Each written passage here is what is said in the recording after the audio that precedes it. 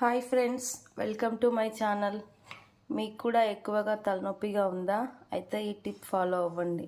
Aloe vera gel, నానబెట్టిన మెంతులు, ఇంకా కరివేపాకు, ఆనియన్, ఇవన్నీ పేస్ట్లా ప్రిపేర్ చేసుకొని హెయిర్కి అప్లై చేయడమే.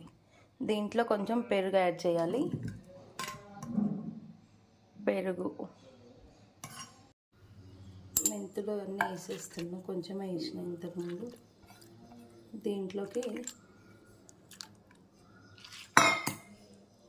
ఇలా రెడీ అయింది పేస్ట్. దీంట్లో కావాలంటే ఎగ్ వైట్ కూడా యాడ్ చేసుకోవచ్చు.